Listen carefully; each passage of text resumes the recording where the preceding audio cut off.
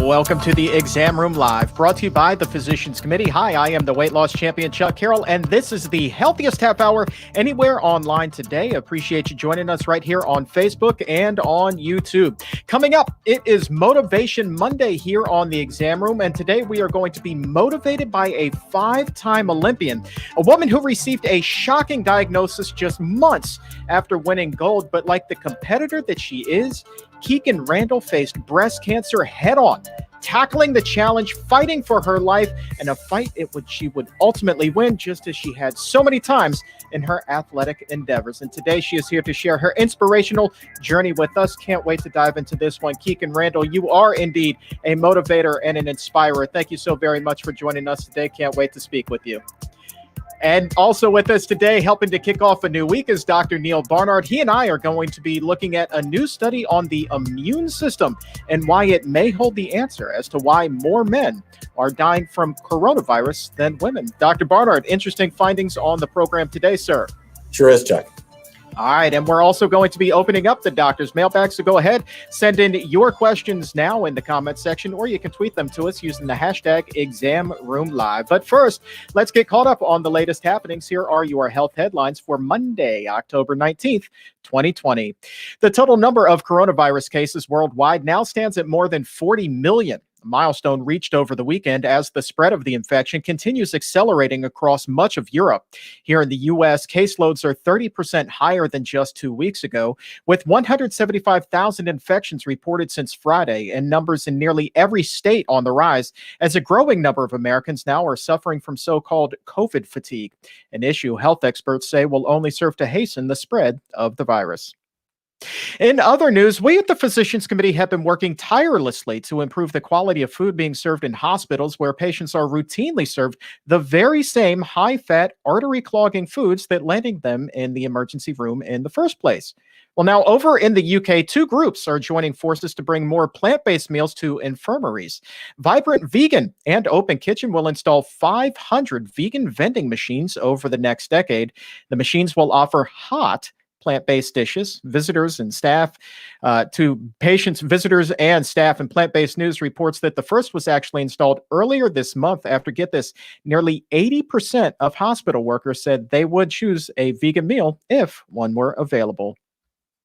And finally, October is Breast Cancer Awareness Month, and a new study is showing that about half of men who are diagnosed with the disease receive the news after the cancer has already spread.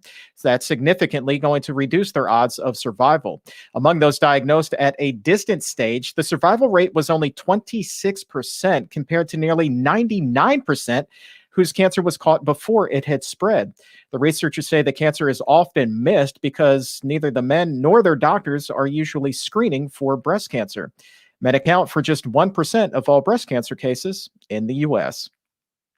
Let's move on now and jump back to the coronavirus, where more men than women are dying during the pandemic. And now a new study is honing in on why men appear to be at greater risk. And research appears to be showing the efficiency of the immune system can vary greatly between the sexes. An article in the Washington Post today says, quote, "The power of the immune system wanes as people age regardless of sex. But what is a gentle decline for women is an abrupt dive off of a cliff for men. The T-cell response of men in their 30s and 40s is equivalent to that of a woman in her 90s. So what is the T-cell response, and what else do we know about the immune functions of men compared to women? For that, we turn to Dr. Neal Barnard. Dr. Barnard, thanks for joining us this Monday. And I got to tell you, when I saw these numbers this morning reading that article, I about fell out of my chair. 30s and 40s for men is the same as a woman in her 90s.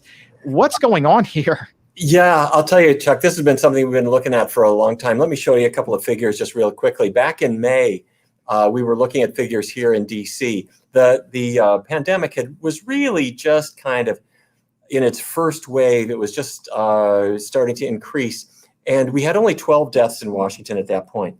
However, 9 of them were men and only 3 were women. So we started digging into other places where COVID had come and taken more lives. And what we were looking at was, is this pandemic sexist? China.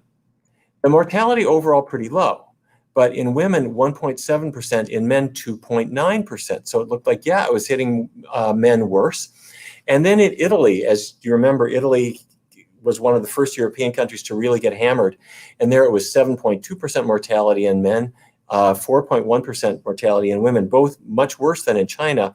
But again, men were in trouble. And then you remember how a few months ago, it was just really ravaging New York City. And when you looked at the deaths in New York City, about 60% were men. So what's going on? Let me come back and unshare my screen. What we think is happening is this. It is not that men are getting the disease more often than women. If you look at the overall figures, men are just very marginally more likely to develop COVID-19 compared to women. The difference is that when men get it, their course is much worse. They are less likely to do well. They are less likely to survive compared with women. And it appears to be all about T cells. T cells are white blood cells, and they are in your bloodstream circulating around. As you know, you've got red blood cells that carry oxygen. You've got white blood cells that look for invaders, like viruses, like coronaviruses. And the T cell can attack them directly. The T cell can also direct other cells to take action. And your T cells are like your top military leaders. They are there to identify the enemy and knock it out and to control the overall response. That's where women have an advantage. Their T cells are healthier. They're healthier longer. For men, they tend to run out of gas a lot sooner. So the question then is why? And part of it, and this is what the researchers in the recent report were focusing on, is that women get 2 X chromosomes. Men get an X and a Y. And some of our immune strength is coded on the X chromosome. If you only got one of them, you don't have as much immune strength. That's what they're talking about. Likely that is part of it. I think some of it is just the design, the way the male body may be designed. But the other thing, I have to say, has to do with behavior. That when we've looked at every survey ever done on this, really men just are acting worse. They are less likely to wear masks, but their diets are worse. Their risks of underlying conditions in certain cases are worse. And so even though we are at genetically higher risk, and there's nothing you can do about your genetic load that you've got, there's a lot that you can do about the underlying conditions. We learned at the very beginning, if your weight is under good control, you're much more likely to survive. If you have diabetes and it's under better control, or better still, you've got rid of your diabetes, you're more likely to survive, regardless of whether you're a man or woman. Same with hypertension, same with heart disease, same with lung disease. So you can't really change the chromosomes that you inherited, but you can change the underlying conditions. And that's really where we are with this. Interesting. So there's not a whole lot that we can do about the chromosomes, but as the article said, I mean, that's such a steep dive off of a cliff for men compared to women with that T cell response. Is there anything, any kind of data that would insinuate possibly, maybe at any point, there's something that men can do to at least slow down that decline? One thing that's been interesting and that we've been looking at for decades, actually, is the effect of the meals that you have on the T cell in particular. And there's one kind of T cell called the natural killer cell. And as its name implies, it shoots first and asks questions later. It will knock out a virus. It doesn't care who you are, kills it.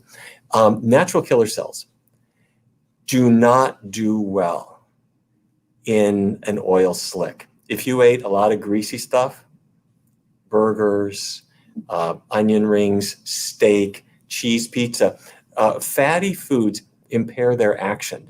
And you can see this not only by, say, infusing fat into the veins of a research subject or feeding them fatty foods. You can actually see this on the lab bench. You take a culture, you put white cells in it, you add lipid fat to it, and they lose their reactivity.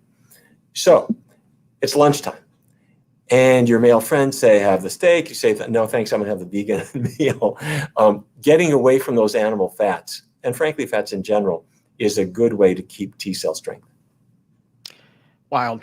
The importance of nutrition never ceases to amaze me. All right, Dr. Barnard, stick around. Coming up in just a few minutes, Motivation Monday with the inspirational story of Olympian and breast cancer survivor Kikkan Randall. But first, let's go ahead, Dr. Barnard, and open up the doctor's mailbag. And today, you have the opportunity once again to answer viewer questions. And our question today comes to us from Lisa, who is watching us on Facebook. She writes, "I've previously had melanoma. Am I now at higher risk for getting breast cancer?" Very important question. First of all, you are not alone. And for people who don't know what we're talking about, melanoma is a skin cancer. And it's the kind of cancer that if your doctor catches it early and you have it removed, your survival is more or less 100%. They don't, even in your insurance company doesn't even care about it. It's like nothing. But if it's neglected and it grows and it spreads, it's a highly fatal cancer. So catching it early is really important. So let's say you caught it and it's gone and everything's great. Are you at higher risk for an additional cancer? The short answer is, yeah, you are. And not just breast cancer, your biggest risk is another melanoma. And in other words, another skin cancer. And there are also other risks too, higher risk of breast cancer in men, prostate cancer, and also a blood cancer called non-Hodgkin's lymphoma, and perhaps other cancers as well. So this raises the question, what can you do? First of all, to protect yourself against another melanoma, have a good dermatologist. Have the dermatologist see you once a year, or whatever other interval they want, but that's pretty typical. Have them take off all your clothes and have them look at every inch of your body every year, because if you find that melanoma early, you just excise it. It's an office procedure. It is nothing, and you are fine. With regard to breast cancer and prostate cancer, we've talked many times on this program about things people can do to protect themselves, and you already know about screening and talking with your doctor about the value of screening for you. But you also want to do all the things that we've been talking about all month long, and I suspect we're going to talk about in the second half of this program today, which is a healthy diet, a plant-based diet, getting lots of exercise, getting your body moving, avoiding alcohol, making sure that you're doing these things to keep your weight in a healthy range. Those are things you can control really pretty well. And that's over and above whatever value screening might bring. Outstanding. Dr. Barnard, appreciate your wisdom as always, my friend. Sure. Thank you, Chuck. All right. If we did not get to your question today, have no fear. We will save it and try to get you an answer on an upcoming episode. So keep on posting them in the comments, or you can tweet them to @PCRM or @ChuckCarrollWLC. Just make sure that you use that hashtag ExamRoomLive. It is Motivation Monday here on the Exam Room Live, and our Let's Beat Breast Cancer campaign is rolling right along. And my next guest, she is simply amazing. Just months after standing atop an Olympic podium with a gold medal draped around her neck, the cross-country skier found herself in another competition, one with far higher stakes. Doctors had diagnosed her with breast cancer. And now here we are, 2 years later. Kikkan Randall is cancer-free and sharing her story to inspire other women to take action and lower their risk and tackle the challenge with ferocity, the strength, and the positivity that she has embodied. With that, please welcome Kikkan Randall to the Exam Room Live.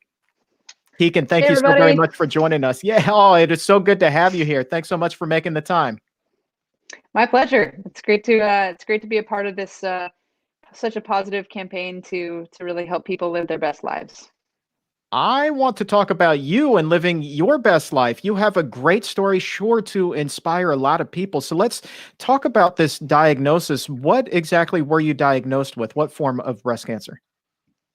I ended up with triple positive breast cancer, invasive ductal carcinoma, IDC.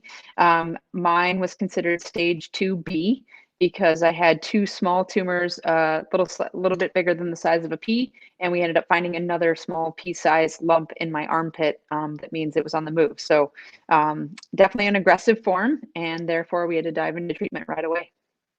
Now, this was just a matter of months. I think it was maybe 3 months or so after you had captured gold. Is that correct?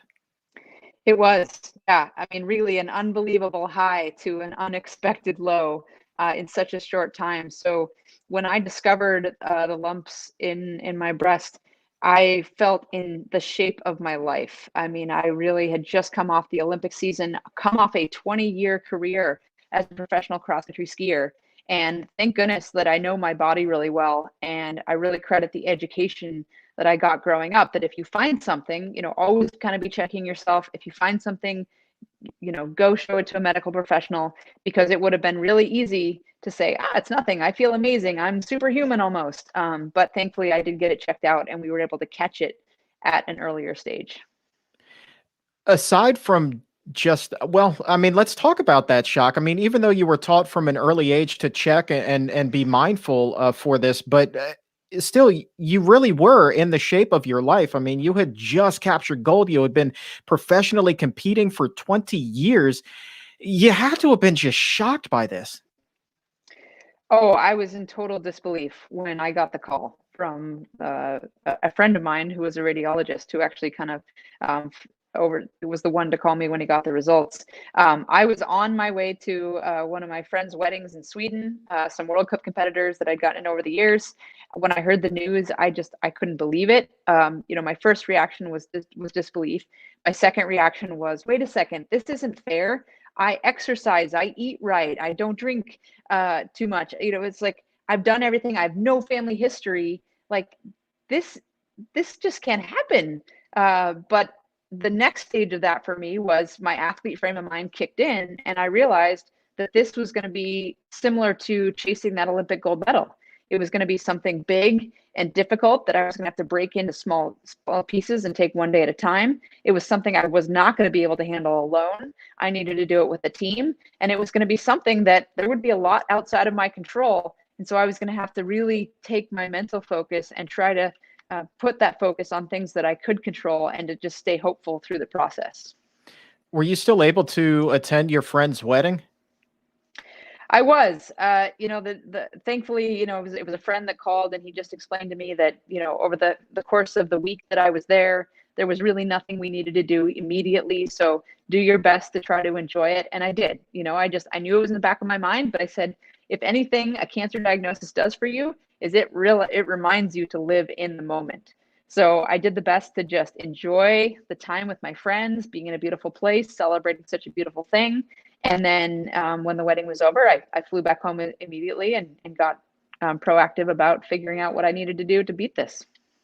Yeah, let's talk about that positive mental attitude as you're attacking this. How important would you say that is for anyone who is facing such a diagnosis such as this? I mean, this is just life-altering, life-shattering, but you really faced this head-on with as much of a smile as you possibly could. How much of a role did that play in your treatment?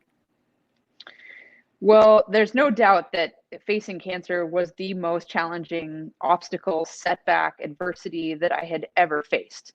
I had had some injuries during my career. I'd had actually a massive blood clot in my leg 10 years earlier that had taught me that when you do face an obstacle like this, your brain wants to focus on the fear and the anger and the frustration, and you can get in this spiral that just really takes you nowhere.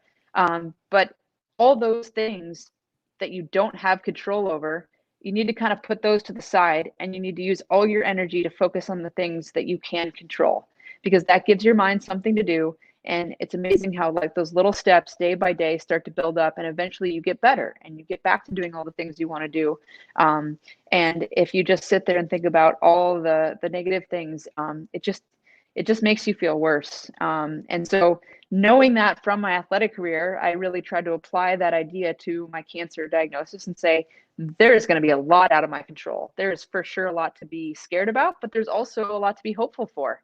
We've caught it early. I have an amazing family that's going to support me and friends. I'm going to stay active and hope that, those doing all those good, healthy things for my body are going to help my body get through this. And I'm going to stay hopeful that someday I'm going to get to a point where I will be cancer free and I'll get back to doing all those things. And that hope kept me going through those really tough days.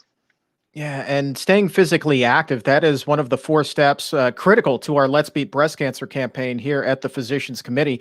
How much of a role did that play in your treatment and recovery? Were you able to keep up with your activity levels? How did that change throughout your course of treatment and recovery?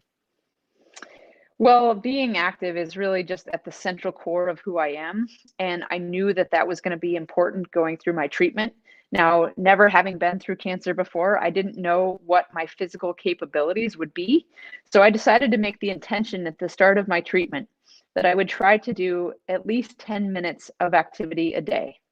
And my idea was that I would go out and I would do 10 minutes. And at the end of 10 minutes, if my body was tired, I would listen to those signals and say, today I need rest. But oftentimes, just committing to that 10 minutes, it got me outside, it got me moving. And usually at the end of 10 minutes, I thought, well, I think I can do 10 more. And it would encourage me to get out. And one day it turned into 4 hours. And what I really saw was that that physical activity, it helped my body physically process the treatment. I saw far less water retention right after my chemotherapy infusions when I would get out and do a bike ride or a walk or a roller ski the next day, as opposed to one time I wasn't able to get out and my body took like 13 pounds of fluid on. So the physical activity for sure helped me physically, but mentally too. That 10 minutes, it gave me a little victory every day. And some days, those 10 minutes were the slowest, walk around the block. Some days I could go out and I could do strength training in the gym and I can do intervals. So I think if you just approach it with a little bit of curiosity, now that I've lived through it, there's no doubt in my mind that trying to stay active. And for everybody, it's different. I was lucky. I was coming in with a lot of fitness.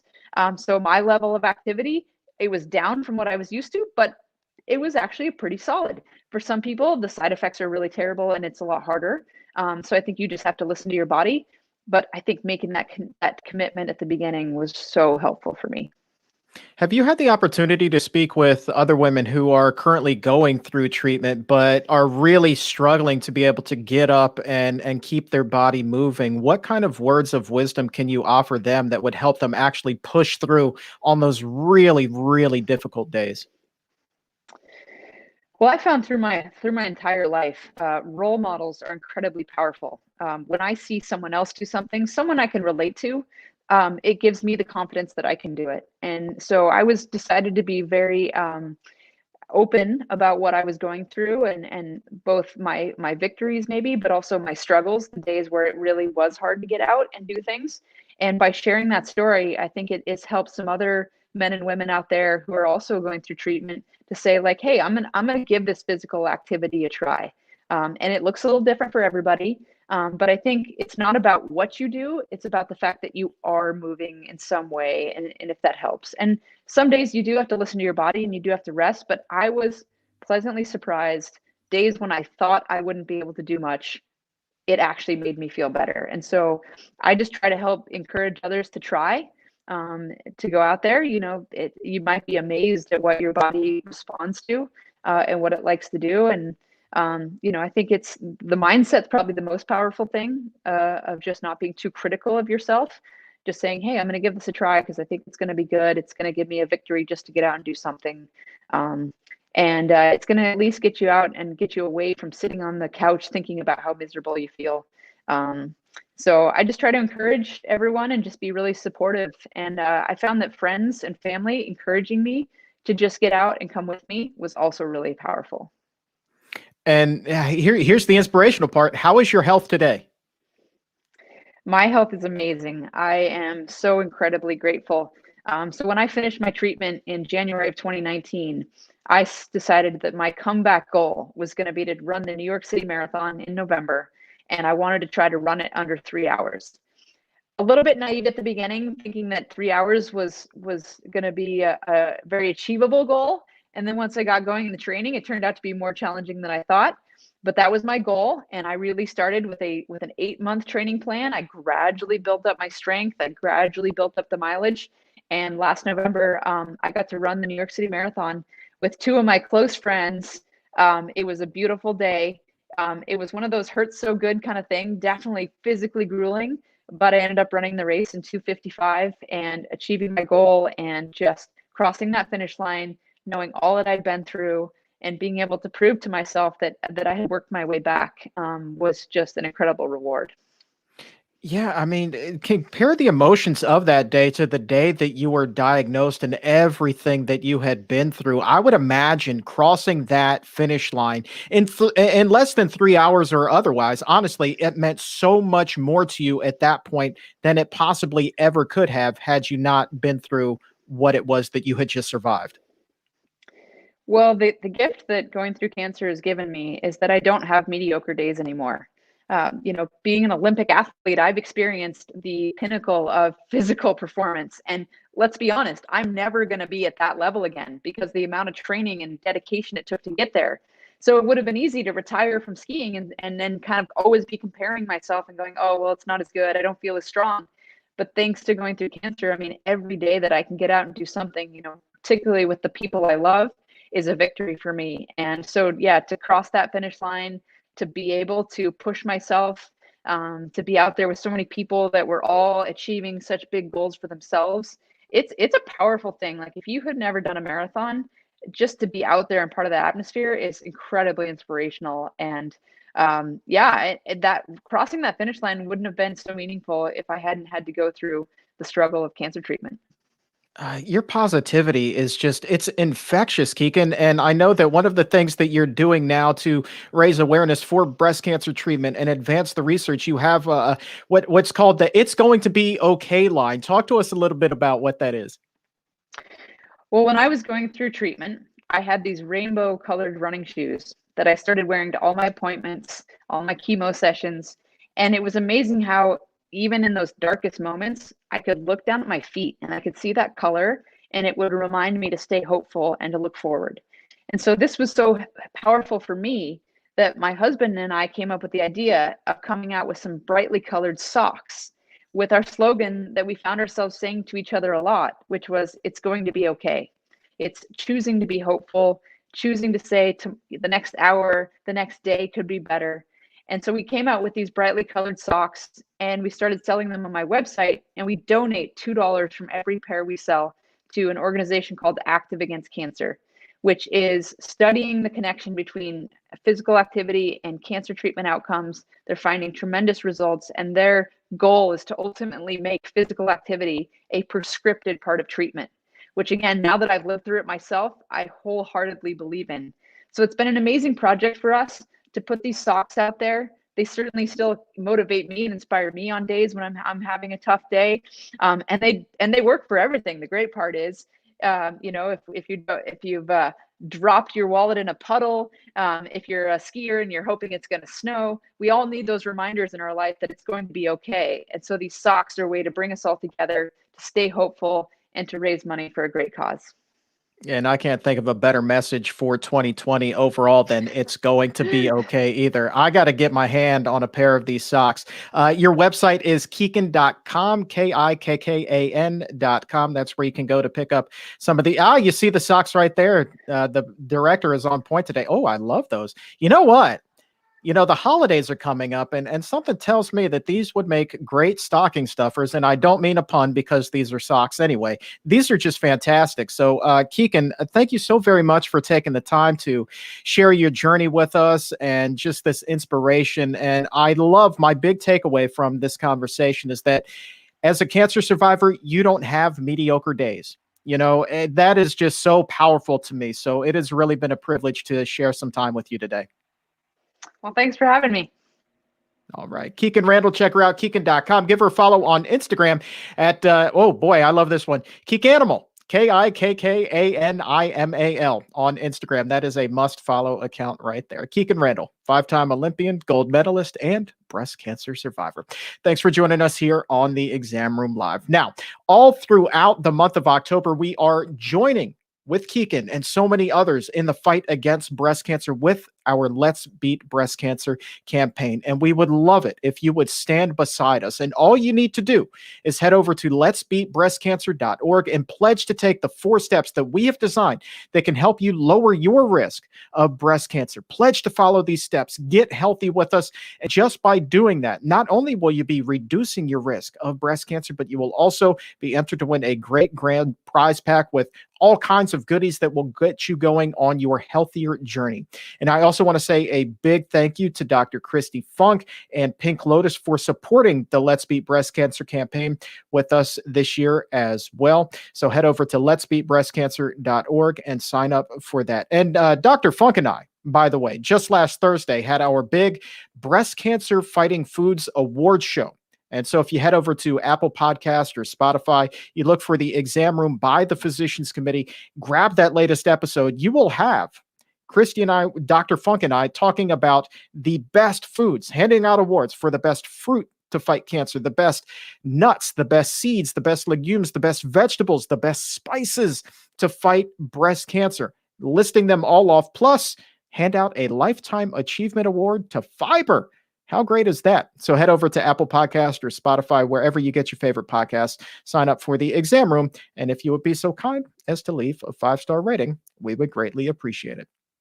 All right, that's all the time that we have for today. I want to say thank you once again to Dr. Neal Barnard for joining us, and also to the incredible, the Olympian, the breast cancer survivor, the inspirational Kikkan Randall for sharing some time with us as well. I also want to say thank you to the crew behind the scenes that makes the magic happen, and a special debt of gratitude to you, my exam roomie, for tuning in today as well. On behalf of everyone here at the Physicians Committee, I am the weight loss champion, Chuck Carroll. We'll talk to you again tomorrow, but until then, stay safe, take a stand, and keep it plant-based.